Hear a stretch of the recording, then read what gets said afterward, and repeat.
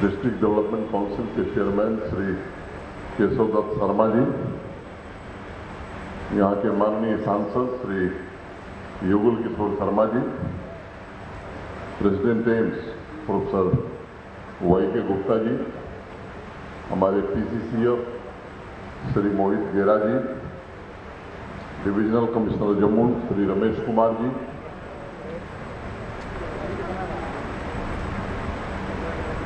रोहन जग्गी साहब, साबा के डीसी और एसपी, कार्यक्रम में उपस्थित सभी सम्मानित जनप्रतिनिधिगण, फॉरेस्ट डिपार्टमेंट के सभी हमारे सहयोगी, देवी और सज्जनों तथा युवा मित्रों, पिछले वर्ष 30 जुलाई को, जैसा आपने अभी फिल्म में देखा, ग्रीन जम्मू कश्मीर ड्राइव की शुरुआत आईआईटी जम्मू से हुई थी और इस वर्ष मैं इसे जन आंदोलन ही कहूंगा, एम्स से प्रारंभ हो रहा है। जम्मू के 2 प्रीमियर इंस्टीट्यूशन से 2 वर्षों से ग्रीन मिशन की शुरुआत पर्यावरण, हमारे नेचुरल रिसोर्सेस के प्रति जम्मू कश्मीर प्रशासन की प्राथमिकता, प्रतिबद्धता और संवेदनशीलता को दोहराता है। मित्रों, 2021 में ग्रीन जम्मू कश्मीर ड्राइव के अंतर्गत 1 करोड़ पौधारोपण का लक्ष्य रखा गया, लेकिन फॉरेस्ट डिपार्टमेंट ने उससे ज्यादा पौधारोपण किया। मैं मोहित गेरा साहब, उनकी पूरी टीम को हृदय से बधाई भी देता हूं और लक्ष्य केवल नहीं प्राप्त किया बल्कि लक्ष्य से ज्यादा वृक्ष लगा करके जो ऐतिहासिक काम किया है उसके लिए उनका अभिनंदन भी करता हूं। 21-22 में इस लक्ष्य को बढ़ाकर 1 करोड़ 30 लाख कर दिया गया है और टारगेट से ज्यादा 1 करोड़ 37 लाख पौधारोपण के लक्ष्य को प्राप्त इन्होंने किया था। इस कार्यक्रम में भारी संख्या में चुने हुए प्रतिनिधियों ने, पंचायती राज संस्थाओं के जनप्रतिनिधियों ने, आम नागरिकों ने, स्कूली बच्चों ने भी बढ़ चढ़ करके हिस्सा लिया। इस वर्ष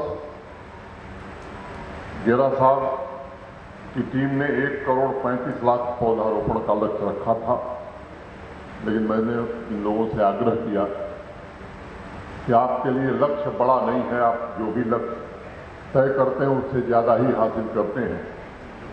मैंने इनसे रिक्वेस्ट की थी कि ये लक्ष्य बढ़ा करके 1.5 करोड़ कर लीजिए और सहर्ष फॉरेस्ट विभाग ने इसकी स्वीकृति सहर्ष स्वीकार किया। इसके लिए मैं इनको धन्यवाद देता हूं और मुझे पूरा भरोसा है पिछले 2 साल के ट्रैक रिकॉर्ड को देखते हुए लक्ष्य प्राप्त करने में इन्हें कोई दिक्कत नहीं होगी।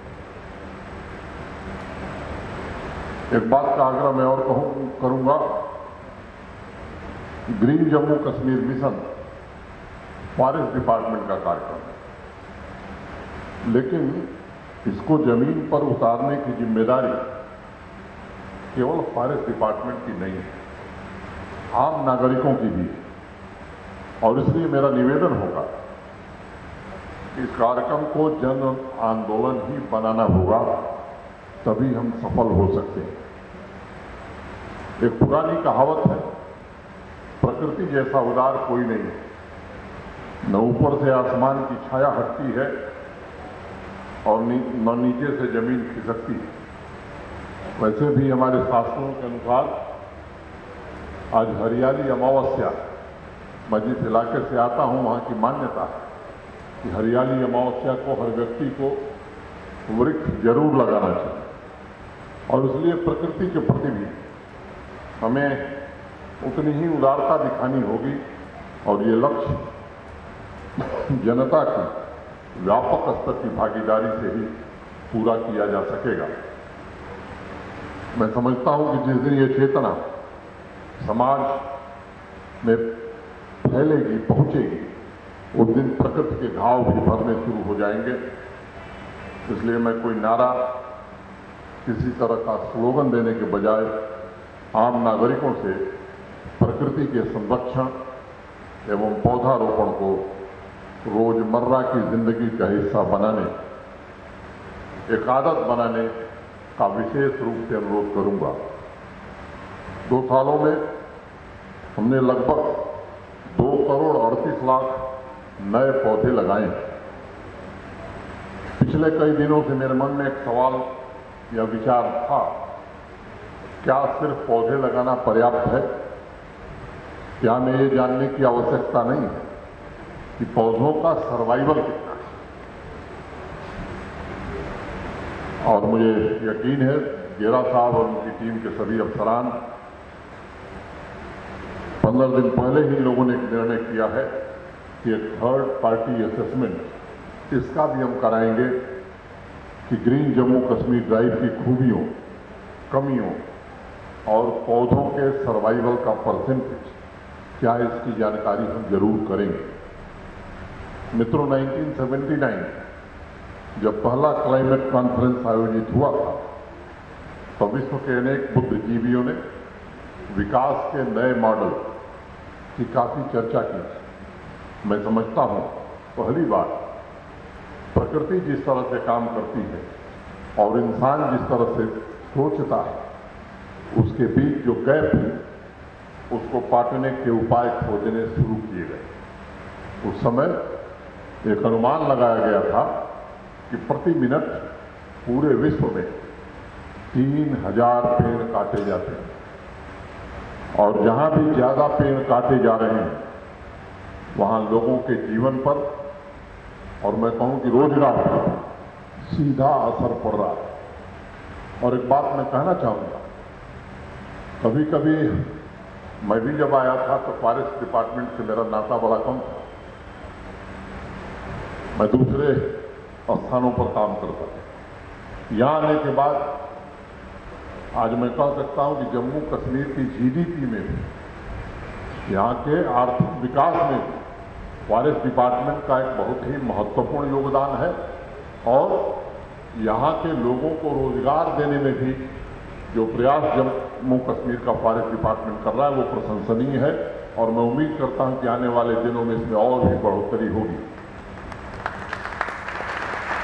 उस कॉन्फ्रेंस से एक विचार निकल कर आया था, जिस कॉन्फ्रेंस का जिक्र मैं कर रहा था, कि किसी भी क्षेत्र के आर्थिक विकास और पर्यावरण संरक्षण से फॉरेस्ट डिपार्टमेंट का सीधा संबंध है। और अगर पर्यावरण को बचाने में हम नाकाम होते हैं तो फिर विकास की बात बेमानी होगी। चाहे जितना एम्स बन जाए, चाहे जितना हाईवे बना लिया जाए, जितनी टनल बना ली जाए, आज परिस्थितियां थोड़ी बदल गई। ऐसा नहीं है कि पेड़ कटने बंद हो गए, लेकिन जागरूकता की वजह से पेड़ लगाने का अभियान भी उसी अनुपात में प्रारंभ हुआ है। पूरे विश्व में प्रति मिनट अब 2400 पेड़ काटे जाते हैं, 2400, लेकिन प्रति मिनट 3611 पेड़ लगाए भी जा रहे हैं। इस अनुपात को हम जितना बेहतर कर सकेंगे, मुझे लगता है कि उतना ही पर्यावरण के प्रति हम अपनी सजगता प्रदर्शित कर सकेंगे, और ये जागरूकता के कारण ही संभव हो पाया। फ्रेजाइल इकोसिस्टम तथा विकास की दौड़ में संतुलन के अभाव के कारण विश्व के 46% जंगल खत्म हो चुके हैं, और एक अनुमान है कि 2040 तक पृथ्वी के करीब करीब 28,000 एनिमल स्पीसीज गायब हो जाएंगे। इसका सीधा प्रभाव विश्व के लगभग 107 करोड़ लोगों पर पड़ेगा, और उनके सामने लाइवलीहुड की समस्या पैदा हो सकती है। इसलिए विषय की गंभीरता को हमें समझने की जरूरत है। केवल गेरा साहब और उनकी टीम पर छोड़ देना, मैं समझता हूं कि हम अपने आने वाली पीढ़ी के साथ अन्याय करेंगे अगर हम सजग नहीं हुए, हम जागरूक नहीं हुए। इन आंकड़ों का जिक्र मैंने इसलिए किया कि समाज में पर्यावरण को लेकर के जागृति की आवश्यकता है। हमारा जीवन, हमारा विकास प्रकृति से अलग नहीं हो सकता है। अगर प्रकृति को नुकसान पहुंचता है, हम पहुंचाते हैं, तो उसका दुगना नुकसान मानवता को हमें उठाना पड़ेगा। ये बात हमें बराबर ध्यान में रखनी होगी। इसलिए लोगों को पेट भरने के लिए पहले हमें धरती का पेट भरना ही पड़ेगा, तभी लोगों का पेट भर सकता है। मित्रों, जम्मू कश्मीर में 2020 में एक नया मंत्र आर्थिक विकास और पर्यावरण संरक्षण दोनों साथ साथ चलना चाहिए, इस बात को लेकर के हम लोगों ने कार्यक्रम शुरू किया। दोनों एक दूसरे के पूरक हैं, एक दूसरे के विरोधी नहीं हो सकते। जम्मू कश्मीर में 54% एरिया में ग्रीन कवर है, जो देश का नेशनल एवरेज है उससे काफी ज्यादा है। ये हमारे लिए प्रसन्नता की बात है, लेकिन ये भी सच है कि प्राकृतिक आपदाओं और फ्रेजाइल इकोसिस्टम की वजह से ये बहुत जरूरी है कि इस यूटी के विकास के मॉडल में प्राकृतिक संसाधनों को विनाश से बचाने का महत्वपूर्ण पहलू भी शामिल करना होगा। तभी हम एक सशक्त एवं आत्मनिर्भर जम्मू कश्मीर का निर्माण कर पाएंगे। और इसलिए एक लक्ष्य रखा है हम सबने, जम्मू कश्मीर के 2/3 भूभाग में फॉरेस्ट तथा वृक्षों का कवर विकसित करना है, पर्यावरण संरक्षण की परंपरा को समृद्ध बनाना है। जम्मू कश्मीर यूटी की एक बड़ी आबादी अपने जीवन को चलाने के लिए जंगलों पर तथा उसके उत्पाद पर निर्भर है। अभी आपने देखा होगा हमारे अर्थव्यवस्था के 6 sector, agriculture, horticulture, tourism, power generation, food industry जिसका जिक्र भी किया गया, और एनिमल हस्बेंड्री, ये मुख्य आधार है। और इसलिए ग्रीन कवर को बचाना और उसे बढ़ाना दोनों हमारी सर्वोच्च प्राथमिकता होनी चाहिए। इस अभियान में कार्यक्रमों, संसाधनों, टूल्स की कमी नहीं, बल्कि हम लोगों की भागीदारी और उन कार्यक्रमों के इफेक्टिव एप्लीकेशन की आवश्यकता है, इम्प्लीमेंटेशन की आवश्यकता है। मित्रों, एक बात कहना चाहूंगा कि आजकल ग्लोबल पर्यावरण संरक्षण के सेमिनार में एक नए टर्म की बहुत चर्चा हो रही है और उसको नाम दिया गया है ब्लैक एलिफेंट। समस्या सामने है, लोगों को दिखाई भी पड़ रही है, लेकिन उसके प्रयासों में गति नहीं है। इसके कारण ये शब्द ईजाद हुआ है। आप सबके ध्यान में होगा, पिछले वर्ष भारत के आदरणीय प्रधानमंत्री श्रीमान नरेंद्र मोदी जी ने ग्लासगो में प्रकृति, मिट्टी और समूचे पर्यावरण के बारे में विश्व को, पूरी दुनिया को आगाह करते हुए एक नया मंत्र दिया उन्होंने, लाइफ स्टाइल फॉर एनवायरनमेंट, यानी पर्यावरण के अनुकूल जीवन शैली। और मुझे लगता है यही एकमात्र मंत्र है जो हमें न सिर्फ प्राकृतिक संकटों से बचाएगा, बल्कि विकास और प्रकृति के बीच संतुलन की नई राह भी दिखाएगा। मुझे खुशी है इस मंत्र को समाज के बीच में पहुंचाने का काम जम्मू कश्मीर का फॉरेस्ट डिपार्टमेंट गेरा साहब के नेतृत्व में बखूबी कर रहा है।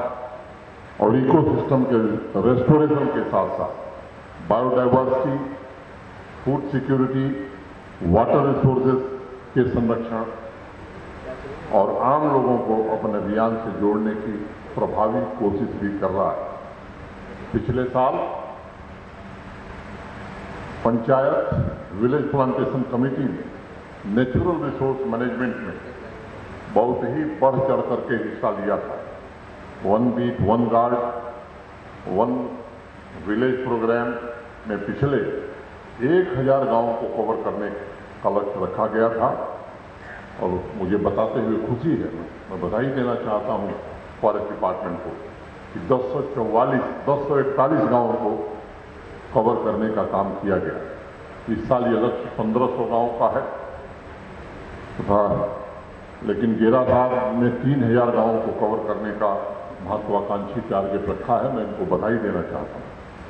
पिछले वर्ष नवंबर में एक और महत्वपूर्ण जन भागीदारी का कार्यक्रम था, हर गांव हरियाली का। उसका उस समय आगाज हुआ था। सभी पंचायतों तथा stakeholder, social forestry, forest department, water conservation department, wildlife के सहयोग से 4129 पंचायतों को इस कार्यक्रम के अंतर्गत कवर किया गया। इस साल भी हर गांव हरियाली कार्यक्रम सभी पंचायतों में जन आंदोलन की तरह चलाने का संकल्प लिया गया है और मैं सभी नागरिकों से, विशेष रूप से चुने हुए प्रतिनिधियों से आग्रह करूंगा, विनम्रतापूर्वक आग्रह करूंगा कि बढ़ चढ़ करके हिस्सा लेने की जरूरत है। मित्रों, समाज में हर एक व्यक्ति अपने में असाधारण, अपने आप में यूनिक है। हर व्यक्ति के पास अलग अलग संपदाओं का स्वामित्व है, लेकिन पृथ्वी, जल, वायु, आकाश ये सभी के लिए एक जैसे हैं। प्रकृति भेदभाव नहीं करती और इसलिए प्रकृति के प्रति अपनी जिम्मेदारी, अपने दायित्वों से कभी हम उऋण नहीं हो सकते। विजयपुर के एम्स के लिए 70 हेक्टेयर फॉरेस्ट लैंड ट्रांसफर की गई थी। उस इकोसिस्टम को रिस्टोर करने के लिए एम्स ने फॉरेस्ट डिपार्टमेंट के साथ मिलकर इस मानसून सीजन में 13,000 पेड़ लगाए और अभी भविष्य में 5 लाख छोटे पौधे तथा झाड़ियों वाले प्लांट लगाने का भी इन लोगों की योजना है। ये हमारी परंपरा का उत्कृष्ट उदाहरण है। अगर वेद की बात मैं करूं तो हे पृथ्वी, हम तुम्हारी भूमि का सही उपयोग करें, तुम्हें बिना कोई क्षति पहुंचाए, तुम्हारे किसी तत्व को बिना अस्त व्यस्त किए तुम्हारी भूमि का सही उपयोग करें। विविधता में सामंजस्य का इससे अच्छा उदाहरण आप दूसरा पा नहीं सकते। एम्स ने जो पहल की है वो हमारे दीर्घकालीन हितों की दृष्टि से अत्यंत महत्वपूर्ण है। मैं कुछ दिन पहले भारत सरकार की एक रिपोर्ट देख रहा और उसमें कहा गया है कि per capita value of forest produce in Jammu Kashmir is the highest in the country, which comes to RS25 as compare to ₹3.72 for Madhya Pradesh and ₹2.48 for Kerala and ₹1.69 for Maharashtra। ये इस बात को दर्शाता है कि हमारी फॉरेस्ट इकोनॉमी में हमारा फॉरेस्ट डिपार्टमेंट इकोनॉमी में महत्वपूर्ण रोल अदा कर रहा है। लेकिन ये ध्यान देने की आवश्यकता है कि हमारा पर कैपिटा वुड कंजम्पशन भी अन्य राज्यों के मुकाबले बहुत ज़्यादा है और इसलिए हम हर साल करीब 500 से 800 करोड़ रुपए के वुड का इंपोर्ट करते हैं। इन सभी तथ्यों को ध्यान में रखते हुए मिशन मोड में जो वुड इंडस्ट्री शुरू हुई है उसको डेवलप करने की आवश्यकता है और एग्रो फॉरेस्ट्री तथा मेडिसिनल प्लांट दोनों वैरायटी के प्लांट किसानों को अधिक से अधिक मिले। पंचायतों की भागीदारी के आधार पर उसकी संख्या हम बढ़ावें, ये हमारे समय की आवश्यकता है। बैरी कॉमनर ने एक बात कही थी, the proper use of science is not to conquer nature but to live in it. और इसी भावना के साथ हमारी अर्थव्यवस्था हमारी जंगलों पर निर्भर हो, आजीविका तथा विकास के मॉडल को हम आगे बढ़ा सकें। मित्रों, Jammu Kashmir social forestry plantation के नियम नोटिफाई कर दिए गए हैं, जिसके द्वारा सभी 42 और 90 विलेज पंचायत प्लांटेशन कमेटी को इम्पावर किया गया है।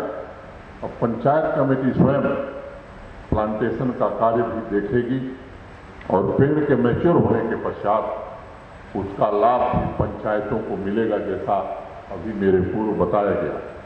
फंड, पंचायतों को फंड, फंक्शनरीज ये सब तो दिया ही गया है। मुझे लगता है कि एक नया तोहफा भी फॉरेस्ट डिपार्टमेंट ने आपको दिया है। जम्मू कश्मीर में वुड बेस्ड इंडस्ट्री को बढ़ावा देने के लिए कानूनों को काफ़ी सरल बनाया गया है। 4 जुलाई को इसका नोटिफिकेशन भी कर दिया गया है। अब फर्नीचर यूनिट को सिर्फ वन टाइम रजिस्ट्रेशन कराना होगा। इसके लिए किसी लाइसेंस की जरूरत नहीं होगी। अब सिर्फ सामिल्स तथा प्लाईवुड इंडस्ट्री को लाइसेंस लेना होगा और 2 साल की वैलिडिटी को बढ़ाकर हमने 5 साल कर दिया है कि बार बार आपको तकलीफ न उठानी पड़े। प्रशासनिक प्रक्रिया में पारदर्शी व्यवस्था स्थापित करने तथा भ्रष्टाचार पर नकेल कसने के लिए वुड बेस्ड इंडस्ट्री के लाइसेंस जारी करने तथा उसके रिन्यूअल के लिए यूनिट होल्डर को किसी फॉरेस्ट ऑफिस जाने की जरूरत नहीं होगी। पूरी प्रक्रिया ऑनलाइन कर दी गई है। आप सबको मालूम है कि अभी ई गवर्नेंस में पूरे देश में सभी यूटीज में जम्मू कश्मीर प्रथम रहा है, जबकि यात्रा हमारी बहुत देर से शुरू हुई। मैं जब आया था अगस्त 2020 में, अक्टूबर 28 की तारीख मेरे स्मृति पटल में अंकित है। मेरी आंख के सामने से श्रीनगर से 218 ट्रकों में फाइलों से लदी हुई ट्रकें श्रीनगर से रवाना हुई। उस दिन हमने तय किया था कि जम्मू से जब मई में जाएंगे तो कोई ट्रक फाइल लेकर के नहीं जाएगी, लेकिन कई लोगों को इसके कारण भी तकलीफ हुई। पारदर्शिता भी कई लोगों को पचती नहीं। बचपन में एक किस्सा मैं सुनता था, ढपोर संघ महाराज। आप में से किसी ने सुना है? नहीं, मैं सुना दूं। एक ढपोर संघ महाराज जंगल में कहीं धुनी जमाकर बैठे हुए थे। एक भूखा बच्चा उधर से गुजर रहा। बच्चे को लगी थी भूख, दिख गए महाराज, तो उसने महाराज से कहा कि बाबा भूख लगी है, 2 रुपया दे दीजिए। तो बाबा ने कहा 4 ले लो। बच्चे ने कहा 4 दीजिए महाराज। बाबा ने कहा 8 ले लो। बच्चे ने कहा 8 दीजिए। बाबा ने कहा 16 ले लो। बच्चा जितना मांगता महाराज दुगुना देने का आश्वासन जरूर देते थे, देते कुछ नहीं थे। तो बच्चा तो भूख से व्याकुल था, कहा महाराज दोगे कि मैं चलूं? तब से हमारे यहाँ कहा जाता, अहम ढपोर संकोच हूं, बदामी च ददामी ना। मैं ढपोर संघ हूं, मैं केवल बोलता हूं, देता कुछ नहीं। ये व्यवस्था लंबे समय तक यहाँ चल रही थी। और थोड़ा ट्रांसपेरेंसी की दिशा में आम आदमी भी बीच पर देख सकता है कि हमारे गांव में सड़क दी गई है तो उसके लिए बजट कितना है, कौन सा डिपार्टमेंट काम कर रहा है, कब तक पूरा होना चाहिए। लेकिन तकलीफ इसके कारण भी है, किसको है? आम आदमी को नहीं। उन लोगों को है जिनकी तिजोरियां इस पैसे से भरी जाती थी और गरीब आदमी रोता था, उनको तकलीफ हो रही। और इसलिए मैं आपसे कहना चाहता हूं मित्रों, ये प्रशासन पूरी तरह से संवेदनशीलता के साथ काम करना चाहिए। सामान्य आदमी की कोई भी दिक्कत है, कोई कठिनाई है, हम निश्चित रूप से उसका रास्ता निकालना चाहते हैं। लेकिन लोगों को भी ये बात समझनी चाहिए कि हमें कहना क्या है, करना क्या है। कुछ भी मांग लिया जाए, कुछ भी कर दिया जाए, ये मुझे लगता है कि किसी व्यवस्था में ये संभव नहीं। मैं कारखाने तथा पर्यावरण की संपूर्ण विविधता का पोषण हमें करना है। खुद को स्वस्थ रखना, तो पृथ्वी को स्वस्थ रखना होगा। क्लाइमेट चेंज से निपटने के लिए भी हर एक व्यक्ति के सहयोग की अपेक्षा है। आज एक दुर्भाग्यपूर्ण स्थिति पैदा हो गई। प्लास्टिक प्लेनेट आज हमको कहा जाने लगा। पूरे विश्व में प्लास्टिक के कचरे का कुल वजन 1.3 बिलियन टन हो गया है, यानी लगभग 1 बिलियन हाथियों के वजन के बराबर प्लास्टिक का कचरा हमारी बायोडायवर्सिटी को नुकसान पहुंचा रहा है। मैं आप सबसे प्रार्थना करना चाहता हूं कि अपने जीवन में ग्रीन प्रोटोकॉल का पालन करना और ये स्वेच्छा से पालन करना, ये नियम हमें बनाना होगा। शुरुआत शादियों से करें। ग्रीन वेडिंग का प्रोटोकॉल अगर हम अपने यहाँ परिवार में शादियों से शुरू करेंगे तो मुझे लगता है कि बायो डिग्रेडेबल कप, प्लेट, थाली, ग्लास, सजावट के सामान इनका हम उपयोग करें। मुझे भरोसा है ग्रीन वेडिंग का चलन औरों को भी प्रेरित करेगा। ऐसी सभी ग्रीन वेडिंग को डिप्टी कमिश्नर साहबान से मेरा अनुरोध होगा कि एक सर्टिफिकेट उन्हें दिया जाना चाहिए जो लोग इस काम की शुरुआत करते हैं समाज में।